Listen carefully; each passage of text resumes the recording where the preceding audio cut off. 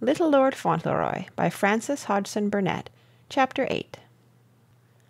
Lord Dorincourt had occasion to wear his grim smile many a time as the days passed by. Indeed, as his acquaintance with his grandson progressed, he wore the smile so often that there were moments when it almost lost its grimness. There is no denying that before Lord Fauntleroy had appeared on the scene, the old man had been growing very tired of his loneliness and his gout and his 70 years. After so long a life of excitement and amusement, it was not agreeable to sit alone even in the most splendid room, with one foot on a gout-stool, and with no other diversion than flying into a rage and shouting at a frightened footman who hated the sight of him. The old Earl was too clever a man not to know perfectly well that his servants detested him, and that even if he had visitors, they did not come for love of him, though some found a sort of amusement in his sharp, sarcastic talk, which spared no one. So long as he had been strong and well, he had gone from one place to another, pretending to amuse himself, though he had not really enjoyed it, and when his health began to fail, he felt tired of everything, and shut himself up at Dorincourt, with his gout and his newspapers and his books. But he could not read all the time, and he became more and more bored, as he called it. He hated the long nights and days, and he grew more and more savage and irritable. And then Fauntleroy came, and when the Earl saw him, fortunately for the little fellow, the secret pride of the grandfather was gratified at the outset. If Cedric had been a less handsome little fellow, the old man might have taken so strong a dislike to him that he would not have given himself the chance to see his grandson's finer qualities. But he chose to think that Cedric's beauty and fearless spirit were the results of the Dorincourt blood, and a credit to the Dorincourt rank. And then, when he heard the lad talk, and saw what a well-bred little fellow he was, notwithstanding his boyish ignorance of all that his new position meant, the old Earl liked his grandson more, and actually began to find himself rather entertained. It had amused him to give into those childish hands the power to bestow a benefit on poor Higgins. My lord cared nothing for poor Higgins, but it pleased him a little to think that his grandson would be talked about by the country people, and would begin to be popular with the tenantry, even in his childhood. Then it had gratified him to drive to church with Cedric, and to see the excitement and interest caused by the arrival. He knew how the people would speak of the beauty of the little lad, of his fine, strong, straight body, of his erect bearing, his handsome face, and his bright hair, and how they would say, as the Earl had heard one woman exclaim to another, that the boy was "every inch a lord." My Lord of Dorincourt was an arrogant old man, proud of his name, proud of his rank, and therefore proud to show the world that at last the house of Dorincourt had an heir who was worthy of the position he was to fill. The morning the new pony had been tried, the Earl had been so pleased that he had almost forgotten his gout. When the groom had brought out the pretty creature, which arched its brown glossy neck and tossed its fine head in the sun, the Earl had sat at the open window of the library and had looked on while Fauntleroy took his first riding lesson. He wondered if the boy would show signs of timidity. It was not a very small pony, and he had often seen children lose courage in making their first essay at riding. Fauntleroy mounted in great delight. He had never been on a pony before, and he was in the highest spirits. Wilkins, the groom, led the animal by the bridle up and down before the library window. "He's a well-plucked un, he is," Wilkins remarked in the stable afterward, with many grins. "It warn't no trouble to put him up. An old un wouldn't ha' sat any straighter when he were up. He says he to me, 'Wilkins,' he says, 'am I sitting up straight? They sit up straight at the circus,' says he. And I says, 'As straight as a arrer, your lordship.' And he laughs as pleased as could be, and he says, 'That's right,' he says, 'you tell me if I don't sit up straight, Wilkins.'" But sitting up straight and being led at a walk were not altogether and completely satisfactory. After a few minutes, Fauntleroy spoke to his grandfather, watching him from the window. "Can't I go by myself?" he asked. "And can't I go faster? The boy on Fifth Avenue used to trot and canter." "Do you think you could trot and canter?" said the Earl. "I should like to try," answered Fauntleroy. His lordship made a sign to Wilkins, who at the signal brought up his own horse and mounted it, and took Fauntleroy's pony by the leading rein. "Now," said the Earl, "let him trot." The next few minutes were rather exciting to the small equestrian. He found that trotting was not so easy as walking, and the faster the pony trotted, the less easy it was. "It jolts a good deal, doesn't it?" he said to Wilkins. "Does it jolt you?" "No, my lord," answered Wilkins. "You'll get used to it in time. Rise in your stirrups." "I'm rising all the time," said Fauntleroy. He was both rising and falling rather uncomfortably, and with many shakes and bounces. He was out of breath, and his face grew red, but he held on with all his might, and sat as straight as he could. The Earl could see that from his window. When the riders came back within speaking distance, after they had been hidden by the trees for a few minutes, Fauntleroy's hat was off, his cheeks were like poppies, and his lips were set, but he was still trotting manfully. "Stop a minute," said his grandfather. "Where's your hat?" Wilkins touched his. "It fell off, your lordship," he said, with evident enjoyment. "Wouldn't let me stop to pick it up, my lord." "Not much afraid, is he?" asked the Earl dryly. "Him, your lordship?" exclaimed Wilkins. "I shouldn't say as he knowed what it meant. I've taught young gentlemen to ride afore, and I never see one stick on more determinder." "Tired?" said the Earl to Fauntleroy. "Want to get off?" "It jolts you more than you think it will," admitted his young lordship frankly. "And it tires you a little too, but I don't want to get off. I want to learn how. As soon as I've got my breath, I want to go back for the hat." The cleverest person in the world, if he had undertaken to teach Fauntleroy how to please the old man who watched him, could not have taught him anything which would have succeeded better. As the pony trotted off again toward the avenue, a faint color crept up in the fierce old face, and the eyes, under the shaggy brows, gleamed with a pleasure such as his lordship had scarcely expected to know again. And he sat and watched quite eagerly until the sound of the horses' hoofs returned. When they did come, which was after some time, they came at a faster pace. Fauntleroy's hat was still off. Wilkins was carrying it for him.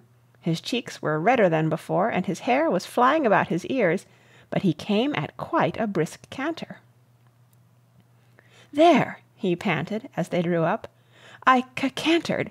I didn't do it as well as the boy on Fifth Avenue, but I did it, and I stayed on." He and Wilkins and the pony were close friends after that.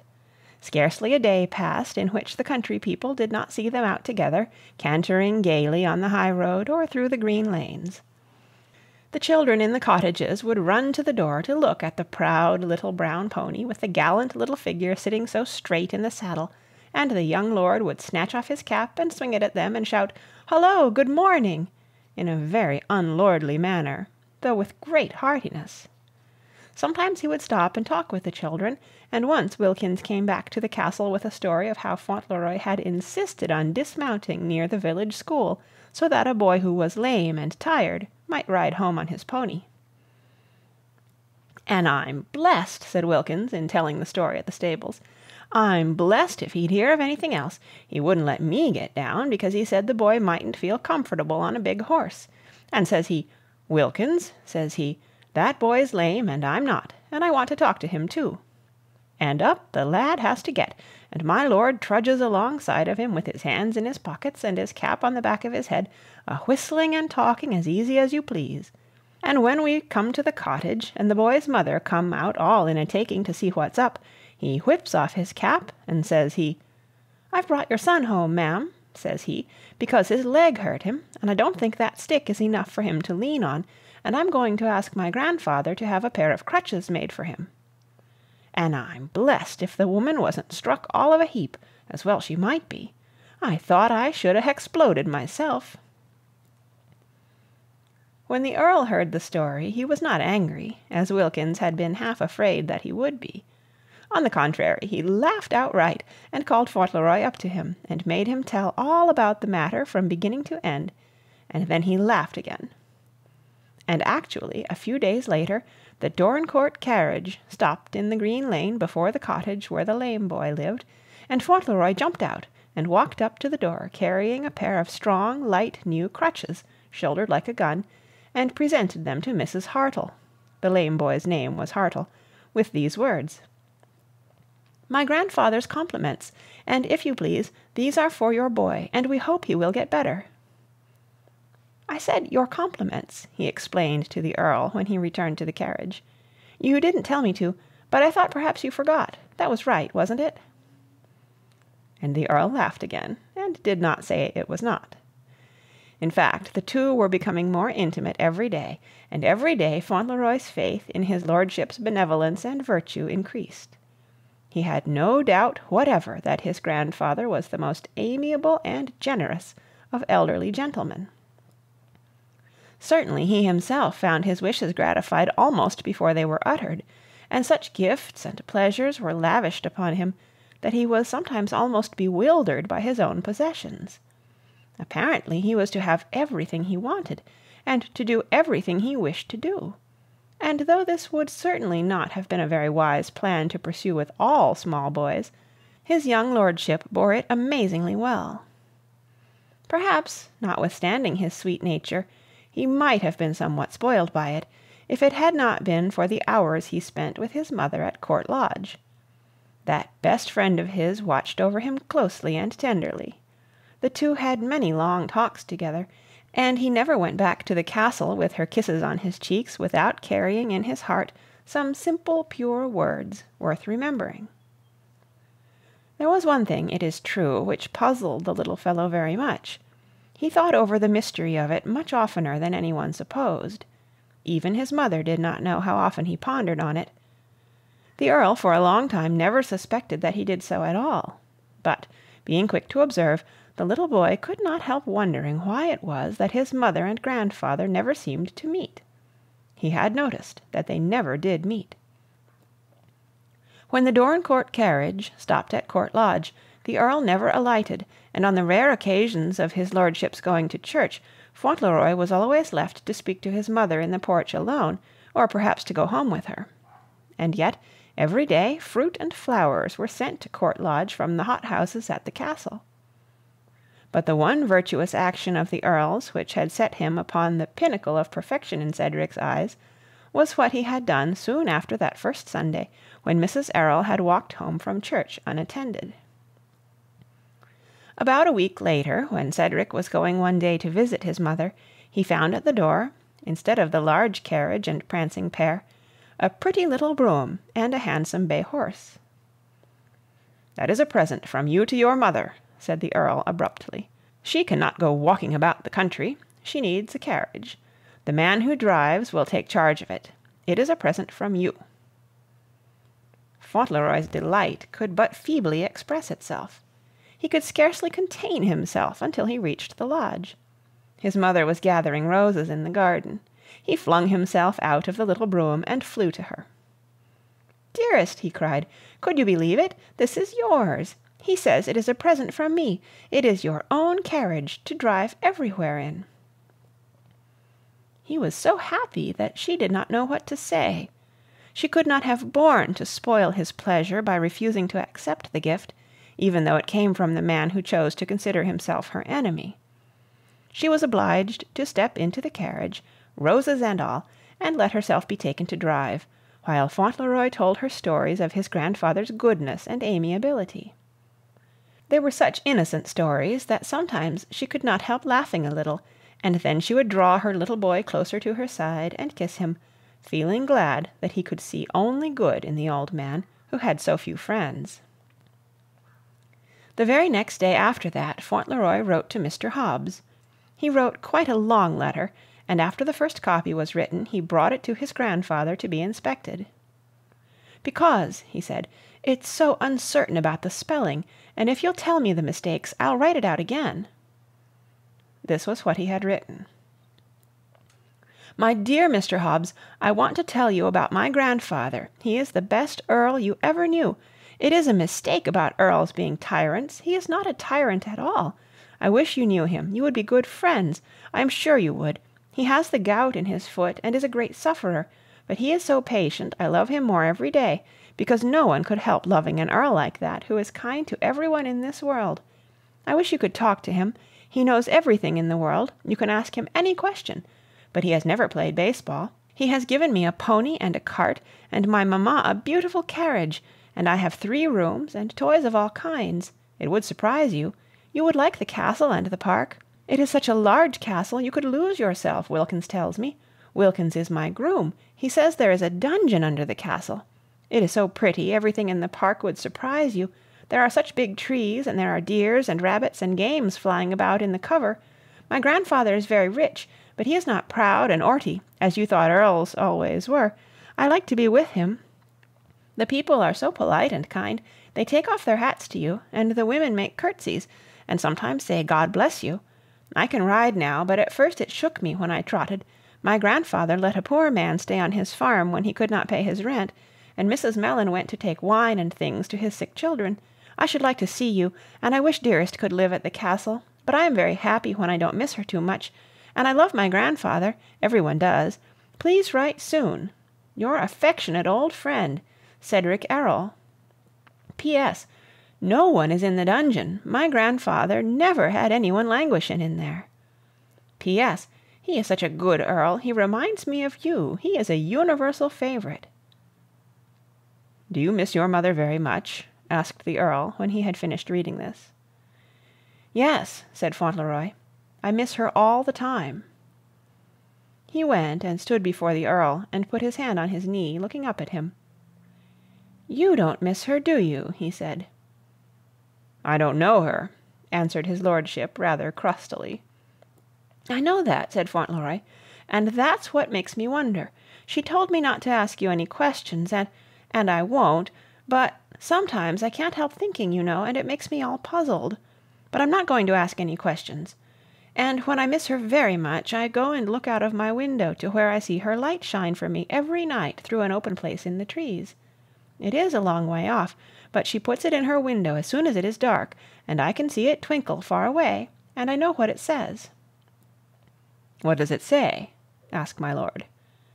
It says, Good night, God keep you all the night. Just what she used to say when we were together. Every night she used to say that to me, and every morning she said, God bless you all the day. So you see I am quite safe all the time. Quite, I have no doubt, said his lordship dryly. And he drew down his beetling eyebrows and looked at the little boy so fixedly and so long that Fauntleroy wondered what he could be thinking of. End of chapter 8. Read by Kara Shallenberg, www.kray.org, on January 26, 2007, in Oceanside, California. Little Lord Fauntleroy by Frances Hodgson Burnett, Chapter 9. The fact was, his lordship the Earl of Dorincourt thought in those days of many things of which he had never thought before, and all his thoughts were in one way or another connected with his grandson. His pride was the strongest part of his nature, and the boy gratified it at every point. Through this pride he began to find a new interest in life. He began to take pleasure in showing his heir to the world. The world had known of his disappointment in his sons, so there was an agreeable touch of triumph in exhibiting this new Lord Fauntleroy, who could disappoint no one. He wished the child to appreciate his own power, and to understand the splendor of his position. He wished that others should realize it too. He made plans for his future. Sometimes in secret he actually found himself wishing that his own past life had been a better one, and that there had been less in it that this pure childish heart would shrink from if it knew the truth. It was not agreeable to think how the beautiful innocent face would look if its owner should be made by any chance to understand that his grandfather had been called for many a year the wicked Earl of Dorincourt. The thought even made him feel a trifle nervous. He did not wish the boy to find it out. Sometimes in this new interest he forgot his gout, and after a while his doctor was surprised to find his noble patient's health growing better than he had expected it ever would be again. Perhaps the Earl grew better because the time did not pass so slowly for him, and he had something to think of besides his pains and infirmities. One fine morning, people were amazed to see little Lord Fauntleroy riding his pony with another companion than Wilkins. This new companion rode a tall, powerful grey horse, and was no other than the Earl himself. It was, in fact, Fauntleroy who had suggested this plan. As he had been on the point of mounting his pony, he had said rather wistfully to his grandfather, "I wish you were going with me. When I go away, I feel lonely because you are left all by yourself in such a big castle. I wish you could ride too." And the greatest excitement had been aroused in the stables, a few minutes later, by the arrival of an order that Selim was to be saddled for the Earl. After that, Selim was saddled almost every day, and the people became accustomed to the sight of the tall grey horse carrying the tall grey old man, with his handsome, fierce, eagle face, by the side of the brown pony which bore little Lord Fauntleroy. And in their rides together through the green lanes and pretty country roads, the two riders became more intimate than ever. And gradually the old man heard a great deal about Dearest and her life. As Fauntleroy trotted by the big horse, he chatted gaily. There could not well have been a brighter little comrade. His nature was so happy. It was he who talked the most. The Earl often was silent, listening and watching the joyous, glowing face. Sometimes he would tell his young companion to set the pony off at a gallop, and when the little fellow dashed off, sitting so straight and fearless, he would watch him with a gleam of pride and pleasure in his eyes. And when, after such a dash, Fauntleroy came back waving his cap with a laughing shout, he always felt that he and his grandfather were very good friends indeed. One thing that the Earl discovered was that his son's wife did not lead an idle life. It was not long before he learned that the poor people knew her very well indeed. When there was sickness or sorrow or poverty in any house, the little brougham often stood before the door. "Do you know," said Fauntleroy once, "they all say, 'God bless you,' when they see her, and the children are glad. There are some who go to her house to be taught to sew. She says she feels so rich now that she wants to help the poor ones." It had not displeased the Earl to find that the mother of his heir had a beautiful young face, and looked as much like a lady as if she had been a duchess, and in one way it did not displease him to know that she was popular and beloved by the poor. And yet he was often conscious of a hard, jealous pang when he saw how she filled her child's heart, and how the boy clung to her as his best beloved. The old man would have desired to stand first himself, and have no rival. That same morning he drew up his horse on an elevated point of the moor over which they rode, and made a gesture with his whip over the broad, beautiful landscape spread before them. "Do you know that all that land belongs to me?" he said to Fauntleroy. "Does it?" answered Fauntleroy. "How much it is to belong to one person, and how beautiful!" "Do you know that some day it will all belong to you? That, and a great deal more." "To me!" exclaimed Fauntleroy in rather an awe-stricken voice. "When?" "When I am dead," his grandfather answered. "Then I don't want it," said Fauntleroy. "I want you to live always." "That's kind," answered the Earl in his dry way. "Nevertheless, some day it will all be yours. Some day you will be the Earl of Dorincourt." Little Lord Fauntleroy sat very still in his saddle for a few moments. He looked over the broad moors, the green farms, the beautiful copses, the cottages in the lanes, the pretty village, and over the trees to where the turrets of the great castle rose, grey and stately. Then he gave a queer little sigh. "What are you thinking of?" asked the Earl. "I am thinking," replied Fauntleroy, "of what a little boy I am, and of what Dearest said to me." "What was it?" inquired the Earl. "She said that perhaps it was not so easy to be very rich, that if anyone had so many things always, one might sometimes forget that everyone else was not so fortunate, and that one who is rich should always be careful and try to remember. I was talking to her about how good you were, and she said that was such a good thing, because an earl has so much power, and if he cared only about his own pleasure and never thought about the people who lived on his lands, They might have trouble that he could help, and there were so many people, and it would be such a hard thing. And I was just looking at all those houses, and thinking how I should have to find out about the people when I was an earl. How did you find out about them?" As his lordship's knowledge of his tenantry consisted in finding out which of them paid their rent promptly, and in turning out those who did not, this was a rather hard question. "Newick finds out for me," he said, and he pulled his great grey moustache, and looked at his small questioner rather uneasily. "We will go home now," he added, "and when you are an earl, see to it that you are a better earl than I have been." He was very silent as they rode home. He felt it to be almost incredible that he, who had never really loved anyone in his life, should find himself growing so fond of this little fellow, as without doubt he was. At first he had only been pleased and proud of Cedric's beauty and bravery, but there was something more than pride in his feeling now. He laughed a grim, dry laugh all to himself sometimes, when he thought how he liked to have the boy near him, how he liked to hear his voice, and how in secret he really wished to be liked and thought well of by his small grandson. "I'm an old fellow in my dotage, and I have nothing else to think of," he would say to himself. And yet he knew it was not that altogether.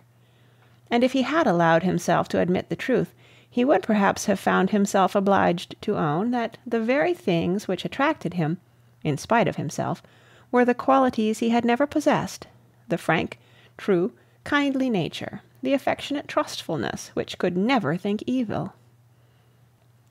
It was only about a week after that ride when, after a visit to his mother, Fauntleroy came into the library with a troubled, thoughtful face. He sat down in that high-backed chair in which he had sat on the evening of his arrival, and for a while he looked at the embers on the hearth. The Earl watched him in silence, wondering what was coming. It was evident that Cedric had something on his mind. At last he looked up. "Does Newick know all about the people?" he asked. "It is his business to know about them," said his lordship. "Been neglecting it, has he?" Contradictory as it may seem, there was nothing which entertained and edified him more than the little fellow's interest in his tenantry. He had never taken any interest in them himself, but it pleased him well enough that, with all his childish habits of thought, and in the midst of all his childish amusements and high spirits, there should be such a quaint seriousness working in the curly head. "There is a place," said Fauntleroy, looking up at him with wide-open, horror-stricken eye. "Dearest has seen it. It is at the other end of the village. The houses are close together and almost falling down. You can scarcely breathe, and the people are so poor, and everything is dreadful. Often they have fever, and the children die, and it makes them wicked to live like that and be so poor and miserable. It is worse than Michael and Bridget. The rain comes in at the roof. Dearest went to see a poor woman who lived there. She would not let me come near her until she had changed all her things. The tears ran down her cheeks when she told me about it." The tears had come into his own eyes, but he smiled through them. "I told her you didn't know, and I would tell you," he said. He jumped down and came and leaned against the Earl's chair.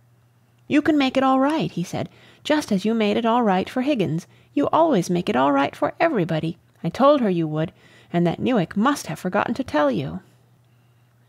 The Earl looked down at the hand on his knee. Newick had not forgotten to tell him. In fact, Newick had spoken to him more than once of the desperate condition of the end of the village known as Earl's Court. He knew all about the tumble-down miserable cottages, and the bad drainage, and the damp walls and broken windows and leaking roofs, and all about the poverty, the fever, and the misery.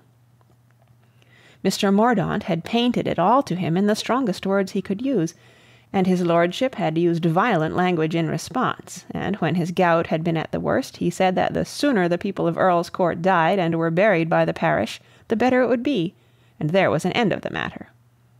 And yet, as he looked at the small hand on his knee, and from the small hand to the honest, earnest, frank-eyed face, he was actually a little ashamed, both of Earl's Court and himself. "What?" he said. "You want to make a builder of model cottages of me, do you?" And he positively put his own hand upon the childish one, and stroked it. "Those must be pulled down," said Fauntleroy with great eagerness. "Dearest says so. Let us go and have them pulled down to-morrow. The people will be so glad when they see you. They'll know you have come to help them." And his eyes shone like stars in his glowing face. The Earl rose from his chair and put his hand on the child's shoulder. "Let us go out and take our walk on the terrace," he said, with a short laugh, "and we can talk it over." And though he laughed 2 or 3 times again as they walked to and fro on the broad stone terrace, where they walked together almost every fine evening, he seemed to be thinking of something which did not displease him, and still he kept his hand on his small companion's shoulder. End of Chapter 9. Chapter 10. The truth was that Mrs. Errol had found a great many sad things in the course of her work among the poor of the little village that appeared so picturesque when it was seen from the moorsides. Everything was not as picturesque when seen nearby as it looked from a distance. She had found idleness and poverty and ignorance where there should have been comfort and industry. And she had discovered, after a while, that Erleboro was considered to be the worst village in that part of the country. Mr. Mordaunt had told her a great many of his difficulties and discouragements, and she had found out a great deal by herself. The agents who had managed the property had always been chosen to please the Earl, and had cared nothing for the degradation and wretchedness of the poor tenants. Many things, therefore, had been neglected which should have been attended to, and matters had gone from bad to worse. As to Earl's Court, it was a disgrace, with its dilapidated houses and miserable, careless, sickly people. When first Mrs. Errol went to the place, it made her shudder. Such ugliness and slovenliness and want seemed worse in a country place than in a city. It seemed as if there it might be helped, and as she looked at the squalid, uncared-for children growing up in the midst of vice and brutal indifference, she thought of her own little boy, spending his days in the great, splendid castle, guarded and served like a young prince, having no wish ungratified, and knowing nothing but luxury and ease and beauty. And a bold thought came in her wise little mother heart. Gradually she had begun to see, as had others, that it had been her boy's good fortune to please the Earl very much, and that he would scarcely be likely to be denied anything for which he expressed a desire. The Earl would give him anything, she said to Mr. Mordaunt. He would indulge his every whim. Why should not that indulgence be used for the good of others? It is for me to see that this shall come to pass. She knew she could trust the kind, childish heart, so she told the little fellow the story of Earl's Court, feeling sure that he would speak of it to his grandfather, and hoping that some good results would follow. And strange as it appeared to everyone, good results did follow. The fact was that the strongest power to influence the Earl was his grandson's perfect confidence in him, the fact that Cedric always believed that his grandfather was going to do what was right and generous. He could not quite make up his mind to let him discover that he had no inclination to be generous at all, and that he wanted his own way on all occasions, whether it was right or wrong. It was such a novelty to be regarded with admiration as a benefactor of the entire human race and the soul of nobility, that he did not enjoy the idea of looking into the affectionate brown eyes and saying, I'm a violent, selfish old rascal. I never did a generous thing in my life, and I don't care about Earl's Court or the poor people, or something which would amount to the same thing. He actually had learned to be fond enough of that small boy with a mop of yellow love-locks, to feel that he himself would prefer to be guilty of an amiable action now and then. And so, though he laughed at himself, after some reflection he sent for Newick, and had quite a long interview with him on the subject of the court. And it was decided that the wretched hovels should be pulled down, and new houses should be built. "It is Lord Fauntleroy who insists on it," he said dryly. "He thinks it will improve the property. You can tell the tenants that it's his idea." And he looked down at his small lordship, who was lying on the hearthrug, playing with Dougal. The great dog was the lad's constant companion, and followed him about everywhere, stalking solemnly after him when he walked, and trotting majestically behind when he rode or drove. Of course, both the country people and the town people heard of the proposed improvement.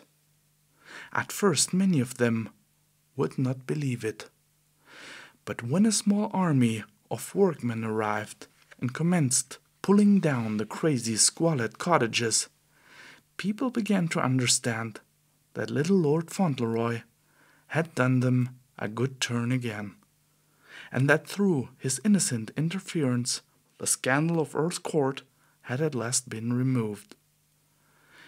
If he had only known how they talked about him, and praised him everywhere, and prophesied great things for him when he grew up, how astonished he would have been. But he never suspected it. He lived his simple, happy child life, frolicking about in the park, chasing the rabbits to their burrows, lying under the trees, on the grass, or on the rug in the library, reading wonderful books and talking to the Earl about them, and then telling the stories again to his mother, writing long letters to Dick and Mr. Hobbs, who responded in characteristic fashion, riding out at his grandfather's side, or with Wilkins as escort. As they rode through the market town, he used to see the people turn and look, and he noticed, as they lifted their hats, their faces often brightened very much. But he thought it was all because his grandfather was with him. "They are so fond of you," he once said, looking up at his lordship with a bright smile. "Do you see how glad they are when they see you? I hope they will some day be as fond of me. It must be nice to have everybody like you."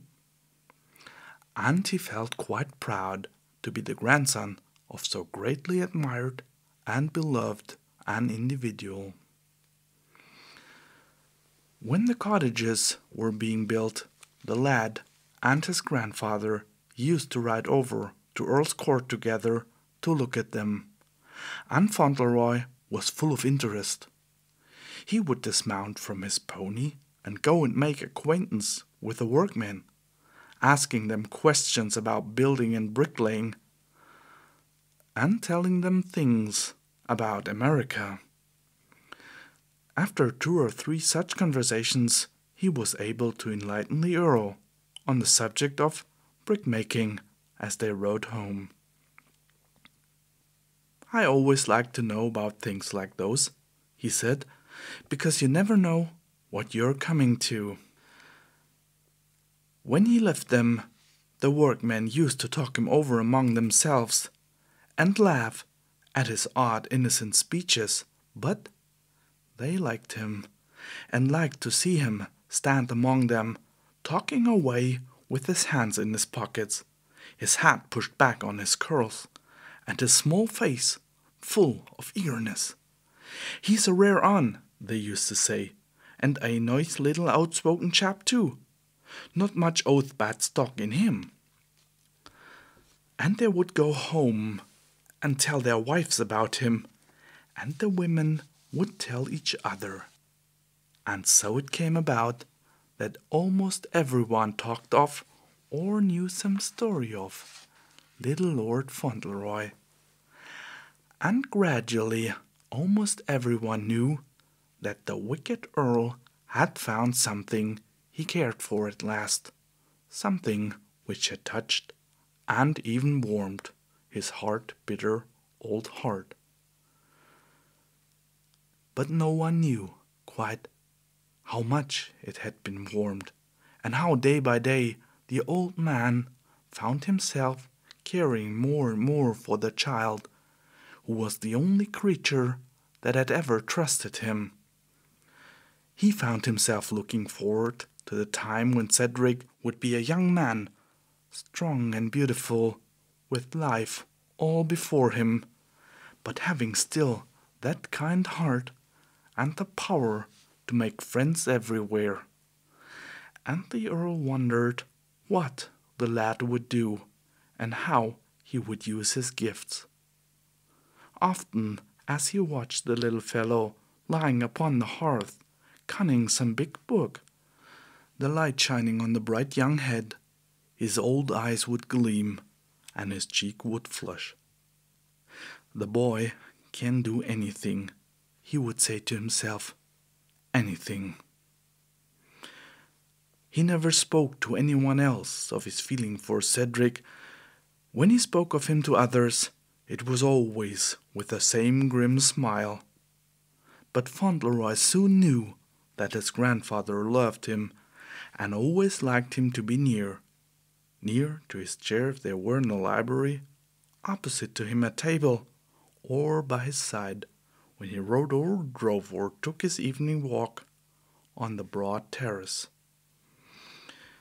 "Do you remember," Cedric said once, looking up from his book as he lay on the rug, "do you remember what I said to you that first night about our being good companions? I don't think any people could be better companions than we are. Do you?" "We're pretty good companions, I should say," replied his lordship. "Come here." Fauntleroy scrambled up and went to him. "Is there anything you want?" the Earl asked. "Anything you have not?" The little fellow's brown eyes fixed themselves on his grandfather with a rather wistful look. "Only one thing," he answered. "What is that?" inquired the Earl. Fauntleroy was silent a second. He had not thought matters over to himself so long for nothing. "What is it?" my lord repeated. Fauntleroy answered. "It is dearest," he said. The old Earl winced a little. "But you see her almost every day," he said. "Is not that enough?" "I used to see her all the time," said Fauntleroy. "She used to kiss me when I went to sleep at night, and in the morning she was always there, and we could tell each other things without waiting." The old eyes and the young ones looked into each other through a moment of silence. Then the Earl knitted his brows. "Do you never forget about your mother?" he said. "No," answered Fauntleroy, "never, and she never forgets about me. I shouldn't forget about you, you know, if I didn't live with you. I should think about you all the more." "Upon my word," said the Earl, after looking at him a moment longer, "I believe you would." The jealous pang that came when the boy spoke so of his mother seemed even stronger than it had been before. It was stronger because of this old man's increasing affection for the boy. But it was not long before he had other pangs, so much harder to face that he almost forgot for the time he had ever hated his son's wife at all. And in a strange and startling way it happened. One evening, just before the Earl's Court cottages were completed, there was a grand dinner party at Dorincourt. There had not been such a party at the castle for a long time. A few days before it took place, Sir Harry Lorridaile and Lady Lorridaile, who was the Earl's only sister, actually came for a visit, a thing which caused the greatest excitement in the village, and set Mrs. Dibble's shop bell tinkling madly again, because it was well known that Lady Lorridaile had only been to Dorincourt once since her marriage, 35 years before. She was a handsome old lady with white curls and dimpled, peachy cheeks, and she was as good as gold. But she had never approved of her brother any more than did the rest of the world, and having a strong will of her own, and not being at all afraid to speak her mind frankly, she had, after several lively quarrels with his lordship, seen very little of him since her young days. She had heard a great deal of him that was not pleasant through the years in which they had been separated. She had heard about his neglect of his wife, and of the poor lady's death, and of his indifference to his children, and of the two weak, vicious, unprepossessing elder boys who had been no credit to him or to anyone else. Those two elder sons, Bevis and Maurice, she had never seen. But once there had come to Lorridaile Park a tall, stalwart, beautiful young fellow about 18 years old, who had told her that he was her nephew Cedric Earl, and that he had come to see her because he was passing near the place and wished to look at his Aunt Constantia, of whom he had heard his mother speak.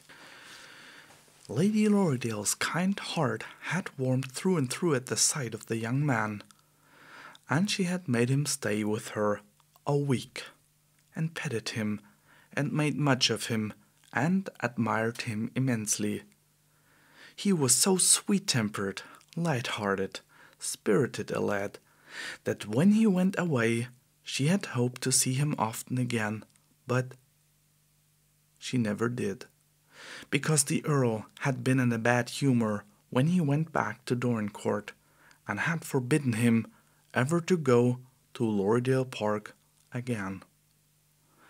But Lady Lorridaile had always remembered him tenderly, and though she feared he had made a rash marriage in America, she had been very angry when she heard how he had been cast off by his father, and that no one really knew where or how he lived. At last there came a rumor of his death, and then Bevis had been thrown from his horse and killed, and Maurice had died in Rome of the fever.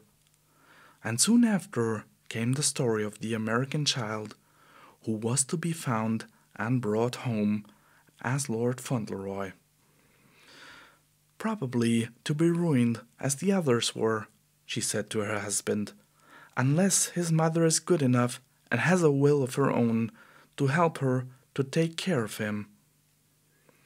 But when she heard that Cedric's mother had been parted from him, she was almost too indignant for words.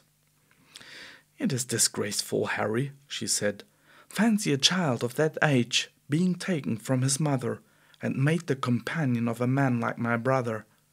He will either be brutal to the boy, or indulge him until he's a little monster. If I thought it would do any good to write." "It wouldn't, Constantia," said Sir Harry.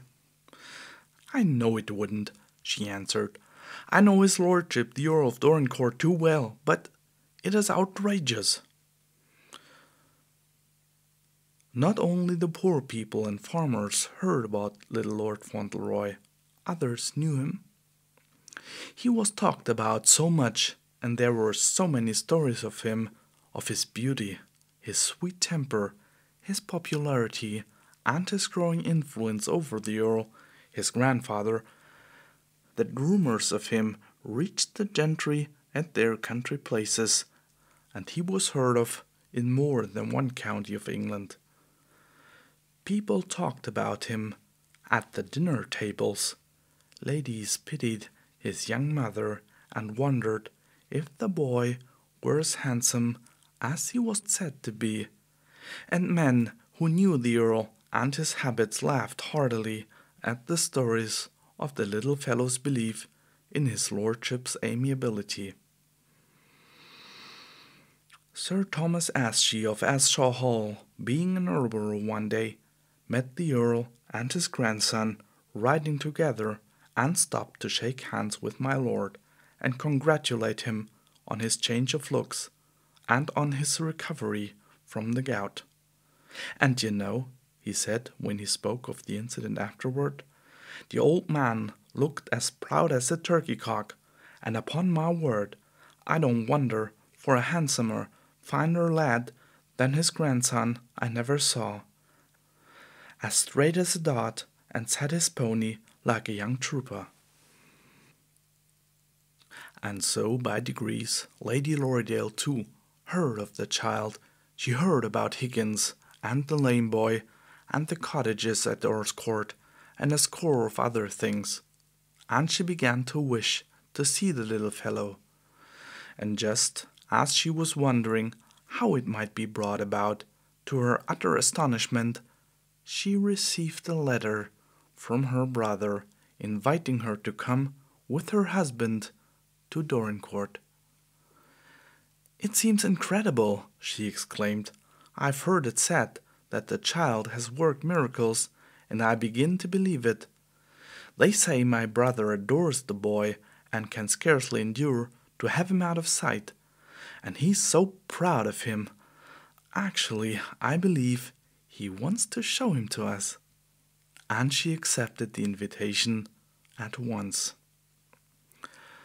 When she reached Dorincourt Castle with Sir Harry, it was late in the afternoon, and she went to her room at once before seeing her brother. Having dressed for dinner, she entered the drawing-room. The Earl was there standing near the fire and looking very tall and imposing, and at his side stood a little boy in black velvet and a large Vandyke collar of rich lace, a little fellow whose round bright face was so handsome, and who turned upon her such beautiful, candid brown eyes that she almost uttered an exclamation of pleasure and surprise at the sight. As she shook hands with the Earl, she called him by the name she had not used since her girlhood. "What, Molyneux," she said, "is this the child?" "Yes, Constantia," answered the Earl, "this is the boy. Fauntleroy, this is your grand-aunt, Lady Lorridaile." "How do you do, grand-aunt?" said Fauntleroy. Lady Lorridaile put her hand on his shoulders, and after looking down into his upraised face a few seconds, kissed him warmly. "I'm your Aunt Constantia," she said, "and I loved your poor papa, and you're very like him." "It makes me glad when I'm told I'm like him," answered Fauntleroy, "because it seems as if everyone liked him, just like dearest, exactly, Aunt Constantia," adding the two words after a second's pause. Lady Lorridaile was delighted. She bent and kissed him again, and from that moment they were warm friends. "Well, Molyneux," she said aside to the Earl afterward, "it could not possibly be better than this." "I think not," answered his lordship dryly. "He's a fine little fellow. We are great friends. He believes me to be the most charming and sweet-tempered of philanthropists. I will confess to you, Constantia, as you would find it out if I did not, that I am in some slight danger of becoming rather an old fool about him." "What does his mother think of you?" asked Lady Lorridaile with her usual straightforwardness.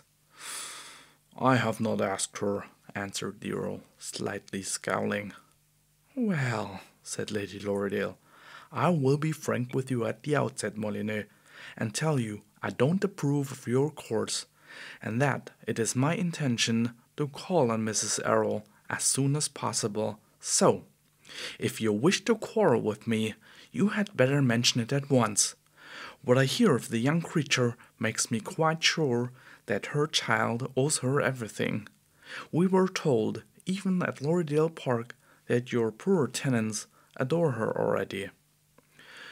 "They adore him," said the Earl, nodding toward Fauntleroy. "As to Mrs. Errol, you'll find her a pretty little woman. I'm rather in debt to her for giving some of her beauty to the boy, and you can go to see her if you like. All I ask is that she will remain at Court Lodge, and that you will not ask me to go and see her." And he scowled a little again. "But he doesn't hate her as much as he used to. That is plain enough to me," her ladyship said to Sir Harry afterward. "And he's a changed man in a measure, and, incredible as it may seem, Harry, it is my opinion that he's being made into a human being through nothing more nor less than his affection for that innocent, affectionate little fellow. While the child actually loves him, leans on his chair and against his knee. His own children would as soon have thought of nestling up to a tiger." The very next day she went to call upon Mrs. Errol. When she returned, she said to her brother, "Molyneux, she's the loveliest little woman I ever saw. She has a voice like a silver bell, and you may thank her for making the boy what he is. She has given him more than her beauty, and you make a great mistake in not persuading her to come and take charge of you. I shall invite her to Lorridaile." "She'll not leave the boy," replied the Earl.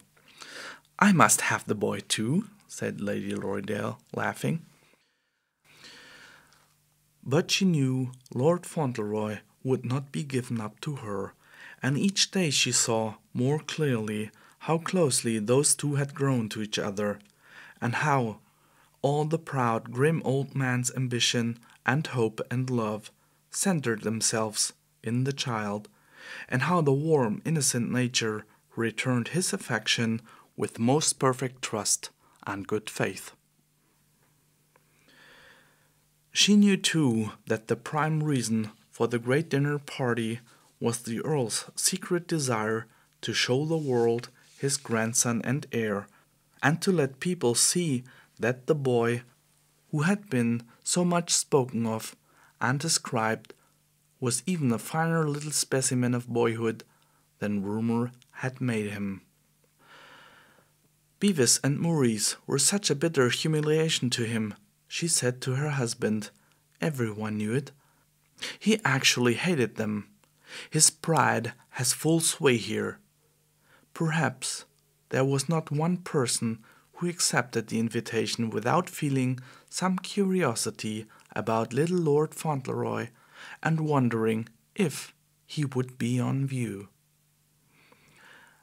And when the time came, he was on view. "The lad has good manners," said the Earl. "He will be in no one's way. Children are usually idiots or bores. Mine were both. But he can actually answer when he's spoken to, and be silent when he's not. He's never offensive."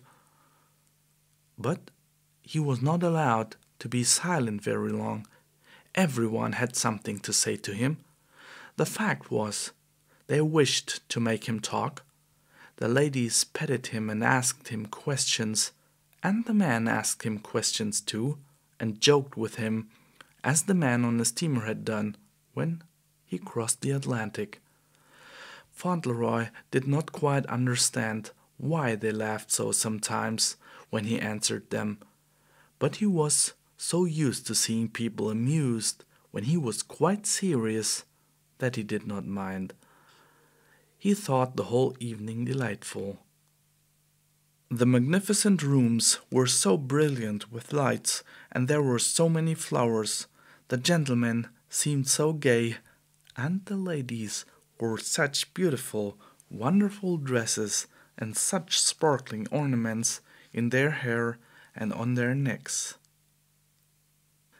There was one young lady who, he heard them say, had just come down from London, where she had spent the season, and she was so charming that he could not keep his eyes from her. She was a rather tall young lady, with a proud little head and very soft dark hair, and large eyes the color of purple pansies, and the color on her cheeks and lips was like that of a rose.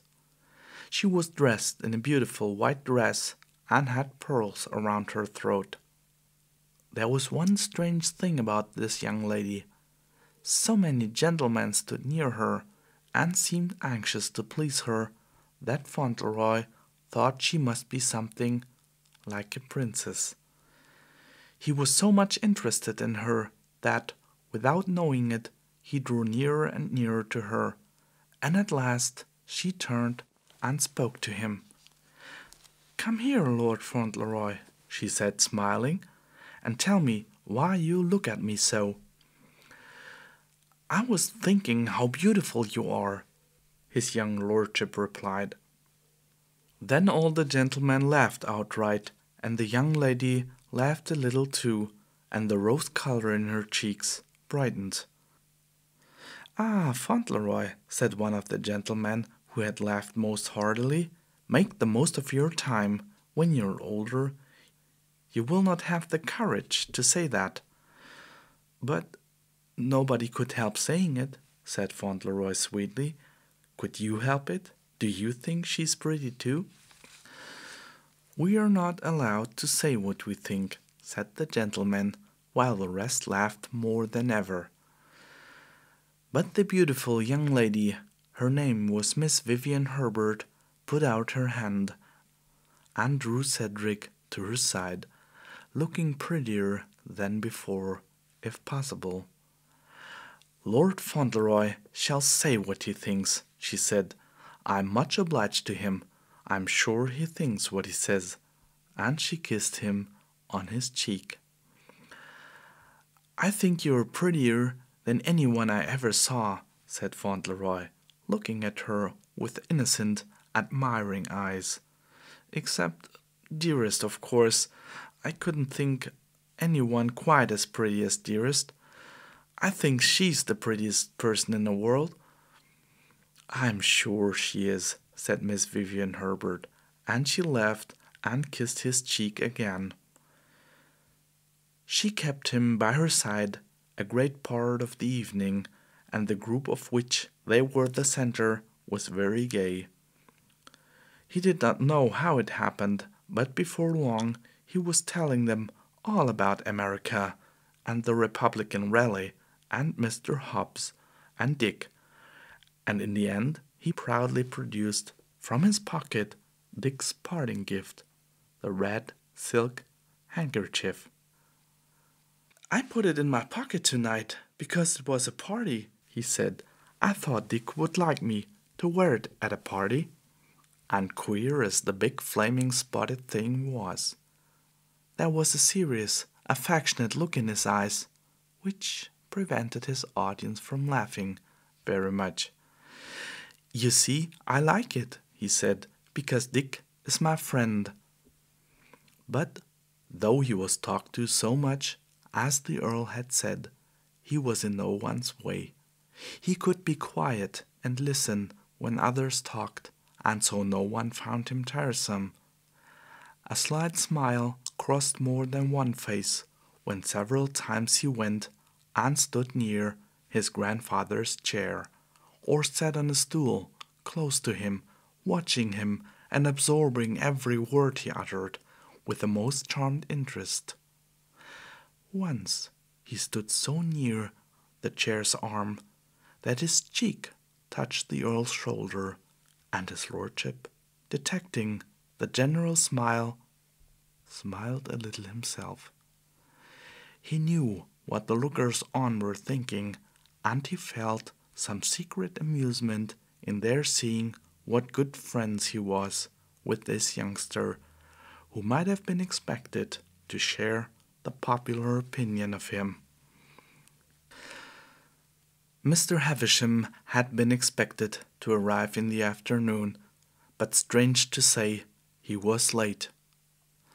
Such a thing had really never been known to happen before during all the years in which he had been a visitor at Dorincourt Castle.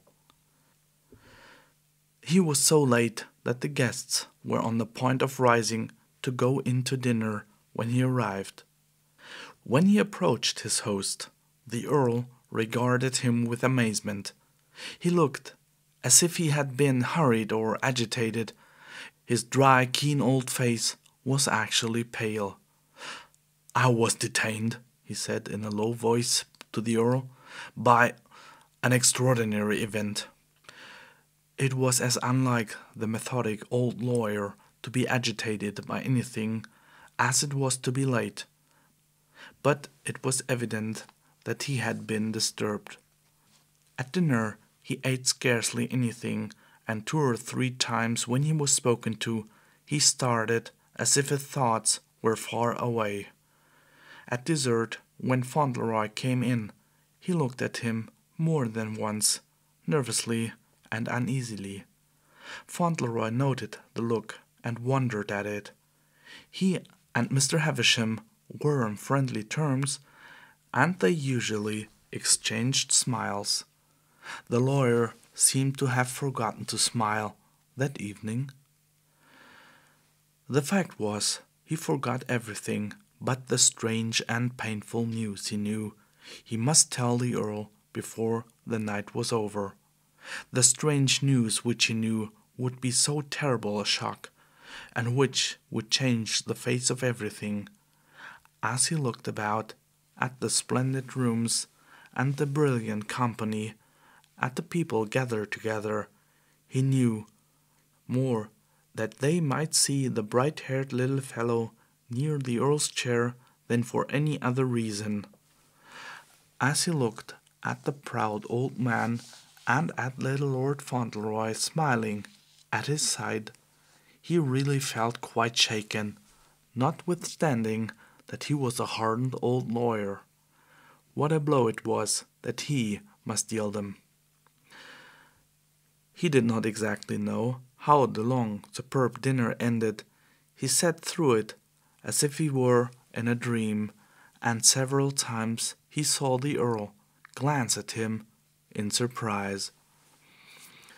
But it was over at last, and the gentlemen joined the ladies in the drawing-room. They found Fauntleroy sitting on the sofa with Miss Vivian Herbert, the great beauty of the last London season. They had been looking at some pictures, and he was thanking his companion as the door opened. "I'm ever so much obliged to you for being so kind to me," he was saying. "I never was at a party before, and I've enjoyed myself so much."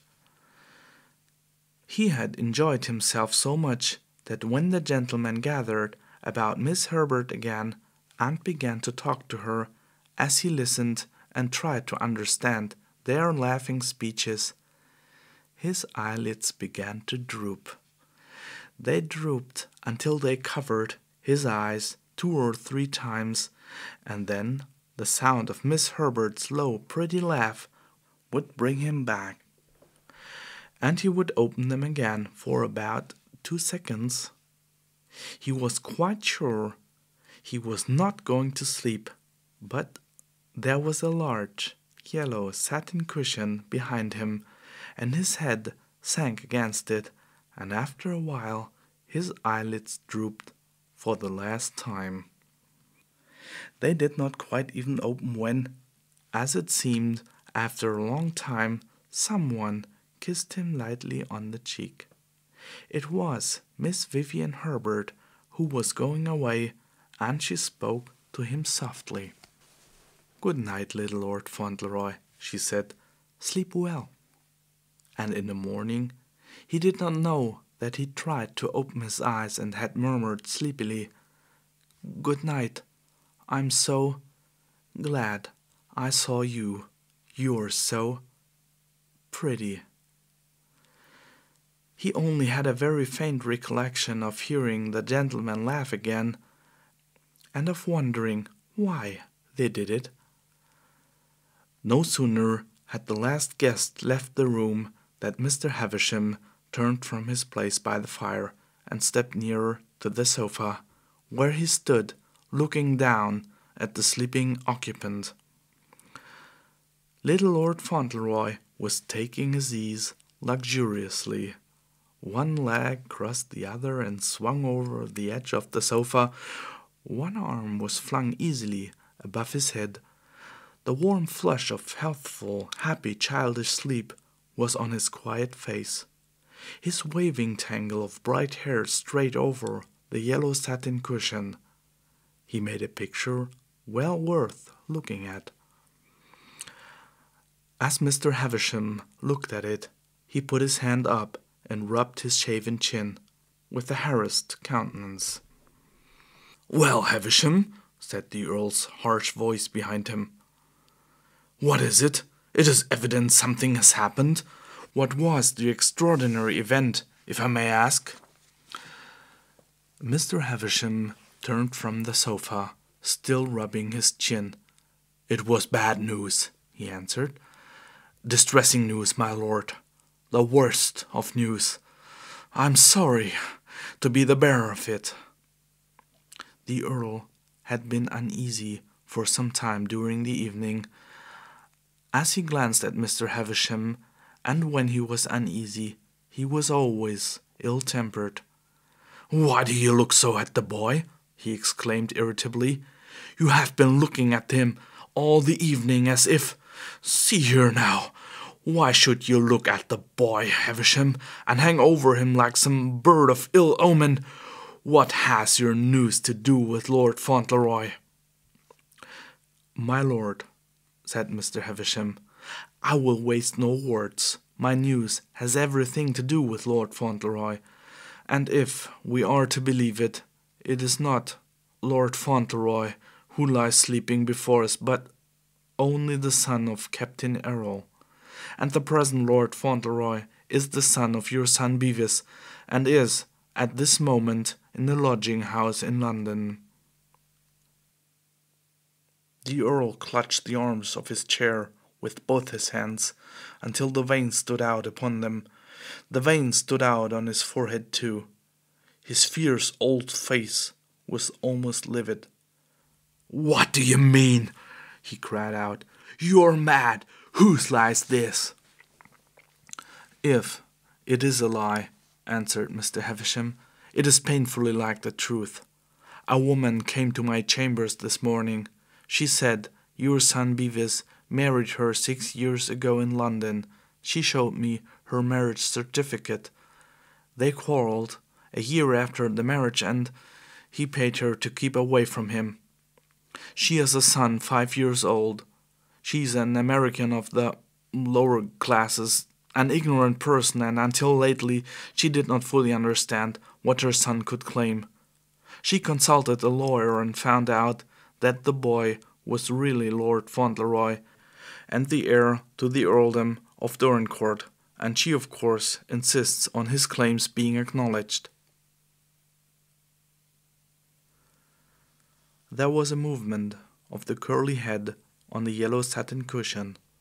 A soft, long, sleepy sigh came from the parted lips, and the little boy stirred in his sleep, but not at all restlessly or uneasily, not at all as if his slumber were disturbed by the fact that he was being proved a small impostor, and that he was not Lord Fauntleroy at all, and never would be the Earl of Dorincourt. He only turned his rosy face more on its side, as if to enable the old man, who stared at it so solemnly, to see it better. The handsome, grim old face was ghastly. A bitter smile fixed itself upon it. "I should refuse to believe a word of it," he said, "if it were not such a low, scoundrelly piece of business that it becomes quite possible in connection with the name of my son Bevis. It is like Bevis. He was always a disgrace to us, always a weak, untruthful, vicious young brute with low tastes. My son and heir Bevis, Lord Fauntleroy. The woman is an ignorant, vulgar person, you say?" "I'm obliged to admit that she can scarcely spell her own name," answered the lawyer. "She's absolutely uneducated and openly mercenary. She cares for nothing but the money. She's very handsome in a coarse way, but—" The fastidious old lawyer ceased speaking and gave a sort of shudder. The veins on the old earl's forehead stood out like purple cords. Something else stood out upon it too, cold drops of moisture. He took out his handkerchief and swept them away. His smile grew even more bitter. "And I," he said, "I objected to the other woman, the mother of this child," pointing to the sleeping form on the sofa. "I refused to recognize her, and yet she could spell her own name. I suppose this is retribution." Suddenly he sprang up from his chair and began to walk up and down the room. Fierce and terrible words poured forth from his lips. His rage and hatred and cruel disappointment shook him as a storm shakes a tree. His violence was something dreadful to see, and yet Mr. Havisham noticed that at the very worst of his wrath he never seemed to forget the little sleeping figure on the yellow satin cushion, and that he never once spoke loud enough to awaken it. "I might have known it," he said. "They were a disgrace to me from their first hour. I hated them both, and they hated me. Bevis was the worst of the two. I will not believe this yet, though. I will contend against it to the last.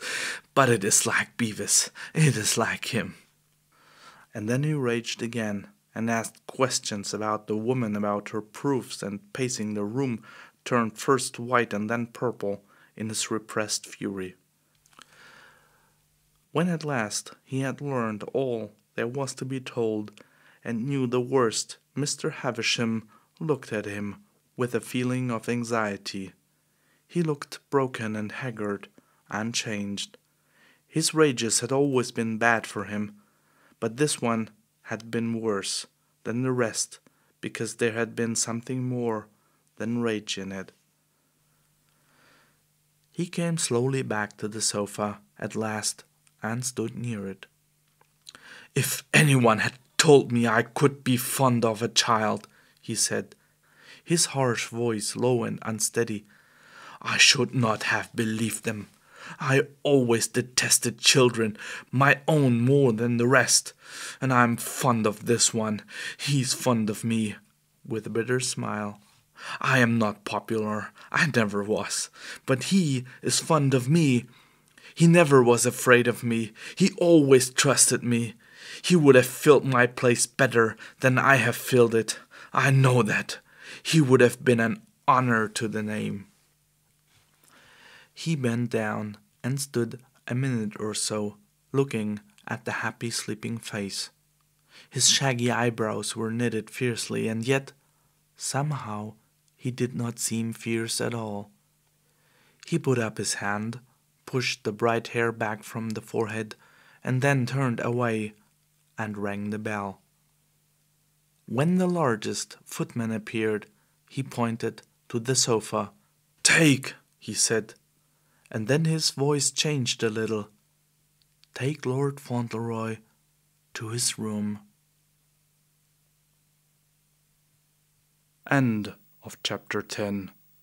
Recording by Igor, T4A, Magdeburg, Germany, April 3rd, 2007. Chapter 11. When Mr. Hobbs' young friend left him to go to Dorincourt Castle and become Lord Fauntleroy, and the groceryman had time to realize that the Atlantic Ocean lay between himself and the small companion who had spent so many agreeable hours in his society, he really began to feel very lonely indeed. The fact was, Mr. Hobbs was not a clever man, nor even a bright one. He was indeed rather a slow and heavy person, and he had never made many acquaintances. He was not mentally energetic enough to know how to amuse himself, and in truth he never did anything of an entertaining nature but read the newspapers and add up his accounts. It was not very easy for him to add up his accounts, and sometimes it took him a long time to bring them out right. And in the old days, little Lord Fauntleroy, who had learned how to add up quite nicely with his fingers and a slate and pencil, had sometimes even gone to the length of trying to help him. And then, too, he had been so good a listener and had taken such an interest in what the newspaper said, and he and Mr. Hobbs had held such long conversations about the Revolution and the British and the elections and the Republican party, that it was no wonder his going left a blank in the grocery store. At first it seemed to Mr. Hobbs that Cedric was not really far away and would come back again, that some day he would look up from his paper and see the little lad standing in the doorway, in his white suit and red stockings, and with his straw hat on the back of his head, and would hear him say in his cheerful little voice, "Hello, Mr. Hobbs! This is a hot day, isn't it?" But as the days passed on and this did not happen, Mr. Hobbs felt very dull and uneasy. He did not even enjoy his newspaper as much as he used to. He would put the paper down on his knee after reading it, and sit and stare at the high stool for a long time. There were some marks on the long legs which made him feel quite dejected and melancholy. They were marks made by the heels of the next Earl of Dorincourt, where he kicked and talked at the same time. It seems that even youthful earls kick the legs of things they sit on. Noble blood and lofty lineage do not prevent it. After looking at those marks, Mr. Hobbs would take out his gold watch and open it and stare at the inscription, "From his oldest friend, Lord Fauntleroy, to Mr. Hobbs. When this you see, remember me." And after staring at it a while, he would shut it up with a loud snap and sigh, and get up and go and stand in the doorway, between the box of potatoes and the barrel of apples, and look up the street.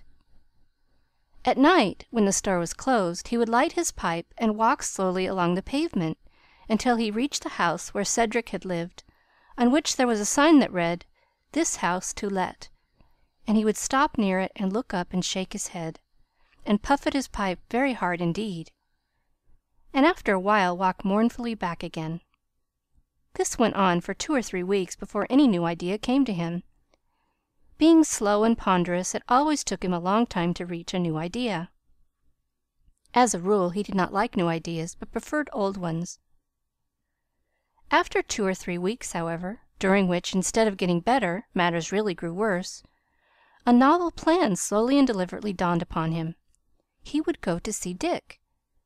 He smoked a great many pipes before he arrived at this conclusion, but finally he did arrive at it. He would go to see Dick. He knew all about Dick. Cedric had told him, and his idea was that perhaps Dick might be some comfort to him in the way of talking things over. So one day, when Dick was very hard at work blacking a customer's boots, a short, stout man with a heavy face and a bald head stopped on the pavement and stared for 2 or 3 minutes at the boot-black sign which read, "Professor Dick Tipton can't be beat." He stared at it so long that Dick began to take a lively interest in him, and when he had put the finishing touch to his customer's boots, he said, "Want a shine, sir?" The stout man came forward deliberately and put his foot on the rest. "Yes," he said. Then, when Dick fell to work, the stout man looked from Dick to the sign, and from the sign to Dick. "Where did you get that?" he asked. "From a friend of mine," said Dick, "a little feller. He guv me the whole outfit. He was the best little feller you ever see.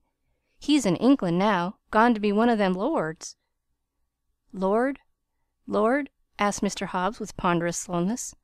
"Lord Fauntleroy goin' to be the Earl of Dorincourt?" Dick almost dropped his brush. "Why, boss!" he exclaimed. "Do you know him yourself?" "I've known him," answered Mr. Hobbs, wiping his warm forehead, "ever since he was born. We was lifetime acquaintances, that's what we was." It really made him quite agitated to speak of it. He pulled the splendid gold watch out of his pocket and opened it, and showed the inside of the case to Dick. "When this you see, remember me," he read. That was his parting keepsake to me. "I don't want you to forget me," those was his words. "I'd 'a' remembered him," he went on, shaking his head, "if he hadn't given me a thing, and I hadn't seen hide nor hair on him again. He was a companion as any man would remember." "He was the nicest little feller I ever see," said Dick. "And as to sand, I never seen so much sand to a little feller. I thought a heap o' him, I did, and we was friends, too.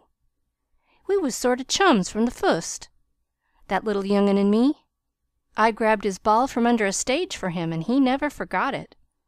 And he'd come down here, he would, with his mother or his nuss, and he'd holler 'Hello, Dick!' at me as friendly as if he was 6 feet high, when he warn't knee high to a grasshopper, and was dressed in gal's clothes. He was a gay little chap, and when you was down on your luck it did you good to talk to him." "That's so," said Mr. Hobbs. "It was a pity to make a earl out o' him. He would 'a' shone in the grocery business, or dry goods either. He would 'a' shone!" And he shook his head with deeper regret than ever. It proved that they had so much to say to each other that it was not possible to say it all at one time, and so it was agreed that the next night Dick should make a visit to the store and keep Mr. Hobbs company. The plan pleased Dick well enough. He had been a street waif nearly all his life, but he had never been a bad boy, and he had always had a private yearning for a more respectable kind of existence. Since he had been in the business for himself, he had made enough money to enable him to sleep under a roof instead of out in the streets, and he had begun to hope he might reach even a higher plane in time. So to be invited to call on a stout, respectable man who owned a corner store and even had a horse and wagon seemed to him quite an event. "Do you know anything about earls and castles?" Mr. Hobbs inquired. "I'd like to know more of the particulars." "There's a story about some of 'em in the Penny Story Gazette," said Dick. "It's called 'The Crime of a Coronet, or The Revenge of the Countess May.' It's a boss thing, too. Some of us boys are taking it to read." "Bring it up when you come," said Mr. Hobbs, "and I'll pay for it. Bring all you can find that has any earls in 'em. If there aren't any earls, markises'll do, or dukes, though he never made any mention of dukes or markises. We did go over coronets a little, but I never happened to see any. I guess they don't keep 'em round here." "Tiffany'd have 'em if anybody did," said Dick, "but I don't know as I'd know one if I saw it." Mr. Hobbs did not explain that he would not have known one if he saw it. He merely shook his head ponderously. "I suppose there is very little call for 'em," he said, and that ended the matter. This was the beginning of quite a substantial friendship. When Dick went up to the store, Mr. Hobbs received him with great hospitality. He gave him a chair tilted against the door, near a barrel of apples, and after his young visitor was seated, he made a jerk at them with the hand in which he held his pipe, saying, "Help yourself." Then he looked at the story papers, and after they had read and discussed the British aristocracy, and Mr. Hobbs smoked his pipe very hard and shook his head a great deal. He shook it most when he pointed out the high stool with the marks on its legs.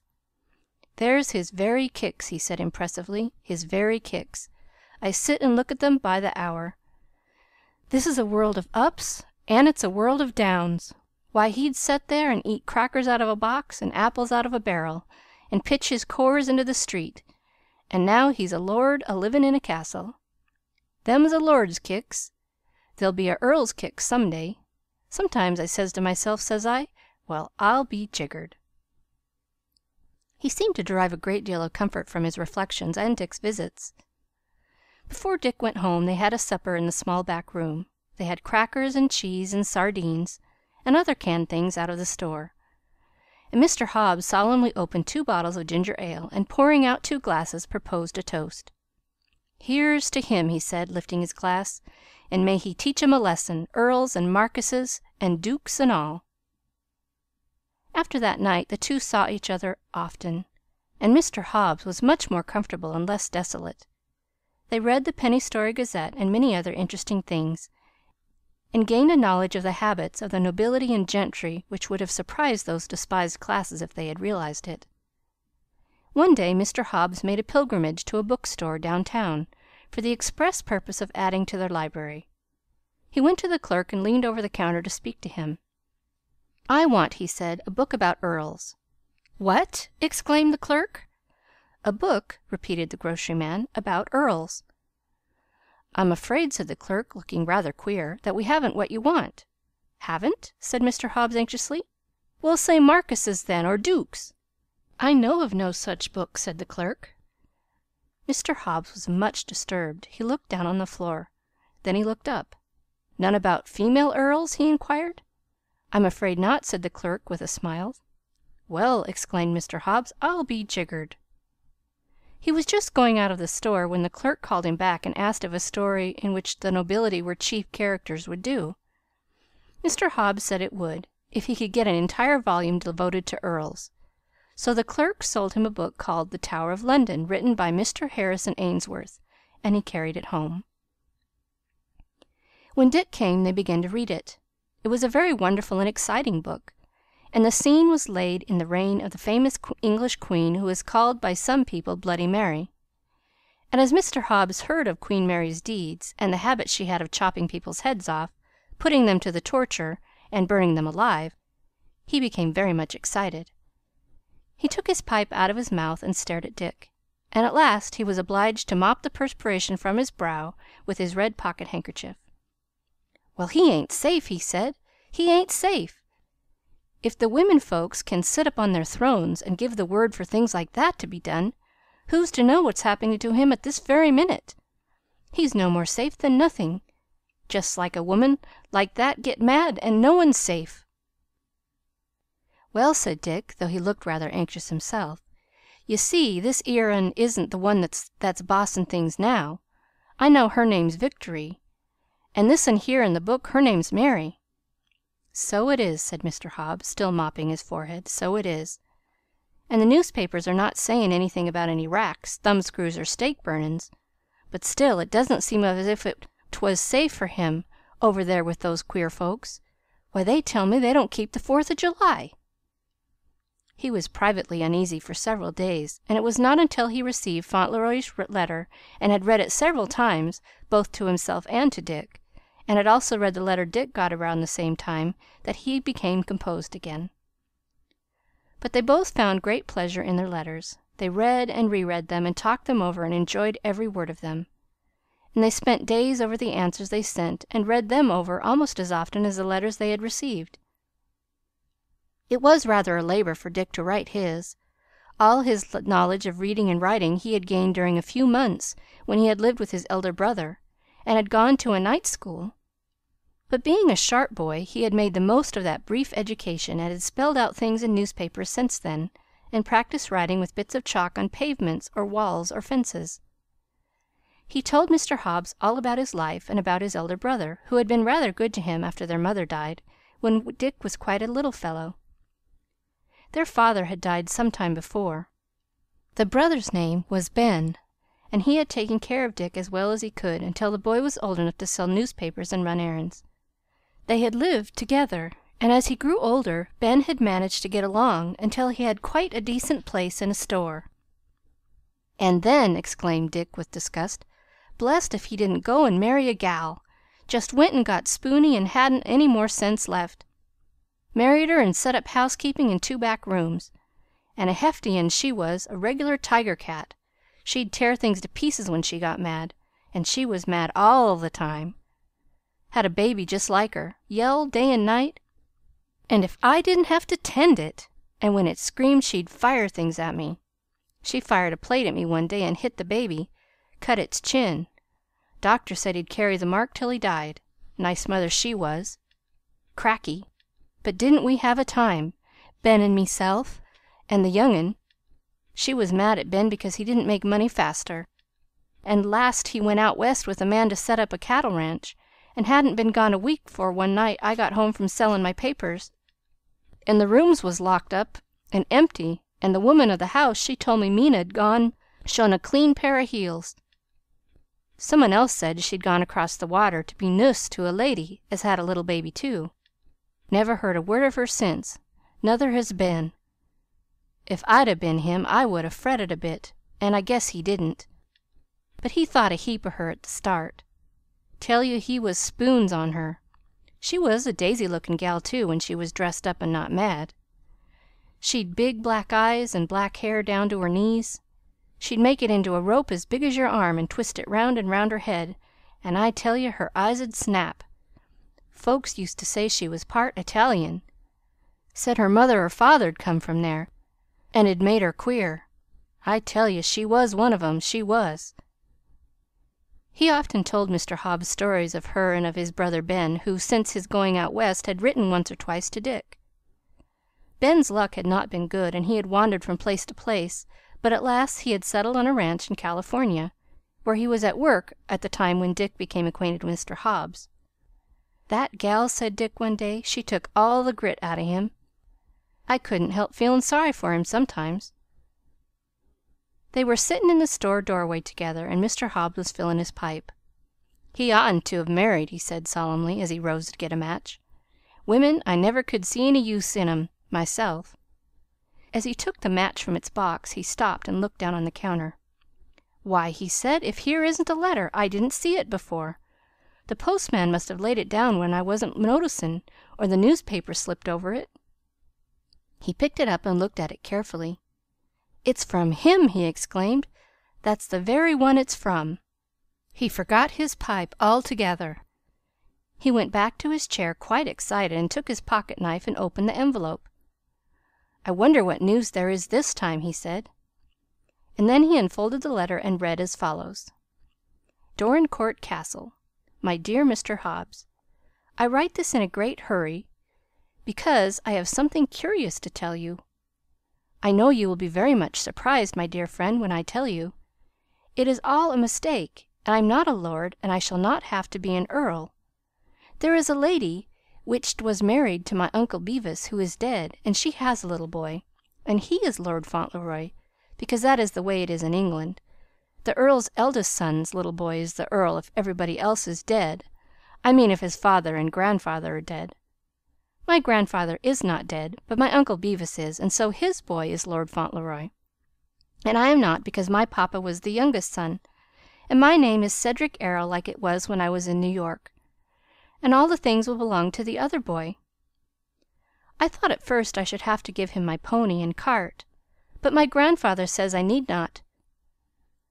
My grandfather is very sorry, and I think he does not like the lady, but perhaps he thinks Dearest and I are sorry because I shall not be an earl. I would like to be an earl now better than I thought I would at first, because this is a beautiful castle, and I like everybody so, and when you are rich you can do so many things. I am not rich now, because when your papa is only the youngest son, he is not very rich, and I'm going to learn to work, so that I can take care of Dearest. I have been asking Wilkins about grooming horses. Perhaps I might be a groom or a coachman. The lady brought her little boy to the castle, and my grandfather and Mr. Havisham talked to her. I think she was angry. She talked loud, and my grandfather was angry too. I never saw him angry before, and I wish it did not make them all mad. I thought I would tell you and Dick right away, because you would be interested. So no more at present. With love, from your old friend, Cedric Errol, not Lord Fauntleroy." Mr. Hobbs fell back in his chair. The letter dropped on his knee, his penknife slipped to the floor, and so did the envelope. "Well," he ejaculated, "I am jiggered!" He was so dumbfounded that he actually changed his exclamation. It had always been his habit to say, "I will be jiggered," but this time he said, "I am jiggered." Perhaps he really was jiggered, there is no knowing. "Well," said Dick, "the whole thing's bust up, hasn't it?" "Bust!" said Mr. Hobbs. It's my opinion it's a put-up job of the British aristocrats to rob him of his rights because he's an American. They've had a spite agin us ever since the Revolution, and they're taking it out on him. I told you he wasn't safe, and see what's happened. Like as not the whole government got together to rob him of his lawful owens." He was very much agitated.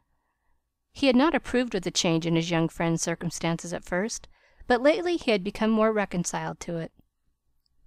And after the receipt of Cedric's letter he had perhaps even felt some secret pride in his young friend's magnificence. He might not have a good opinion of earls, but he knew that even in America money was considered rather an agreeable thing, and if all the wealth and grandeur were to go with the title, it must be rather hard to lose it. "They're trying to rob him," he said. "That's what they're doing, and folks that have money ought to look after him." And he kept Dick with him until quite a late hour to talk it over, and when that young man left he went with him to the corner of the street, and on his way back he stopped opposite the empty house for some time, staring at the "To Let" and smoking his pipe in much disturbance of mind. End of chapter 11.